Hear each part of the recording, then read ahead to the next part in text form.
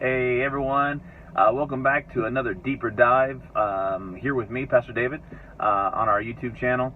I am in my car again, waiting this time to pick up Savannah, my daughter. I find myself at this time of the day usually in the vehicle, picking her up or taking her somewhere. That's the life of a dad with a teenager. Love it. Wanted to take the opportunity here to walk you guys through the part we didn't talk about this last Sunday in John chapter 5. We got to the point where Jesus healed the man who was at the pool of Bethesda, and he told him to pick up his mat and carry it and walk. And the religious leaders got mad that this man was carrying his mat on the Sabbath day, because the Bible does say in the law, in the Torah, it says no one should work on the Sabbath. But the religious leaders had created a list of what it meant to work, and one of the things they said is you couldn't carry a mat from one place to another. And so he was working according to the rules that they had put out there. And so the religious leaders were then wanting to challenge Jesus, and we get this in John 5, verse 16 and 17. It says, "So the Jewish leaders began harassing Jesus for breaking the Sabbath rules. But Jesus replied, 'My Father is always working, and so am I.'"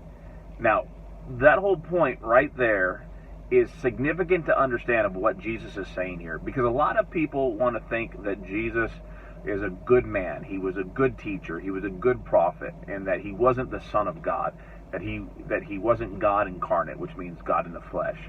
And actually, this statement that when he says, "My Father is always working, and so am I," is Jesus equating himself with God.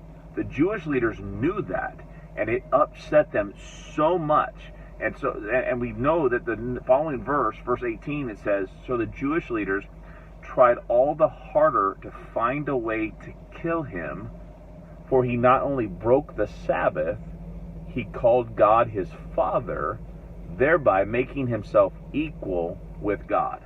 So there we see right there in John chapter 5, the religious leaders understood what Jesus was saying. They understood what Jesus was doing. He was equaling himself to God. He is saying, "I am God. I can work on the Sabbath because God, my Father, works on the Sabbath." So how dare he call God his Father? How dare he equate himself with God? And how dare he work on the Sabbath? See, it's like a trifecta of issues that the religious leaders had with Jesus for doing this. And there's a big, long dialogue or monologue, if you will, from Jesus that goes in more details about this idea of working and everything in John chapter 5. We're not going into. What I want to simply end here and focus in with you guys on is this idea that Jesus wasn't just a good man. He wasn't just a good teacher or a good prophet. He was God. He was the Son of God. He was with God, and he was God. And he is saying so here to the religious leaders, and they knew it. And because they knew it and didn't like it, you know what they did? They wanted to kill him. They wanted to get rid of him.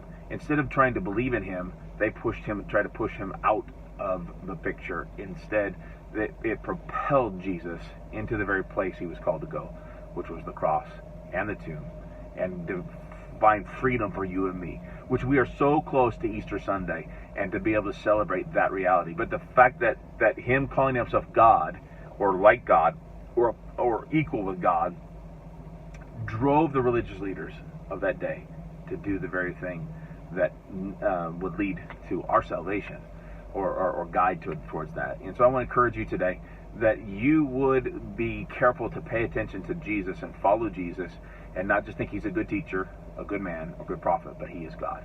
And let's follow God and love like God does. All right, we'll see you guys for this coming week. Jesus loves those who go through storms, and I know we all do. All right, take care, guys. I'll see you. See you for the next deeper dive that we do. All right, bye.